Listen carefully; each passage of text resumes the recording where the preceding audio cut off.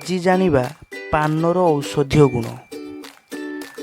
Number 1, ଆଣ୍ଠୁଗଣ୍ଠି ରୋଗ, ଆଣ୍ଠୁ ଫୁଲିଯିବା, ଆଣ୍ଠୁ ଯନ୍ତ୍ରଣା ହେବା ଓ ଚଲାବୁଲା କରିନପାରିବା ଭଳି ରୋଗରୁ ରକ୍ଷା ପାଇବାକୁ ହେଲେ ପ୍ରତିଦିନ ରାତିରେ ଖାଇସାରିବା ପରେ ଶୋଇବା ପୂର୍ବରୁ 2ରୁ 3ଟି ପାନପତ୍ର ଚୋବାଇ ତାର ରସକୁ ପେଟ ଭିତରକୁ ନେବେ ଏବଂ ପାଣି ପିଇବେ।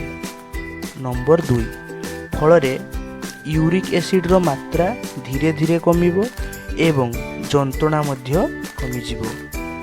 ନମ୍ବର 3, ଏହିପରି ଗୋଟିଏ ମାସ ଖାଇବା ଅଭ୍ୟାସ କରିବା ଦ୍ୱାରା ସମସ୍ତ ଆଣ୍ଠୁ ରୋଗ କମିଯାଇଥାଏ।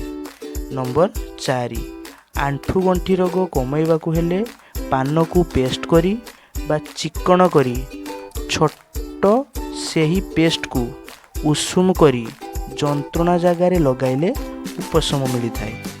ଧନ୍ୟବାଦ।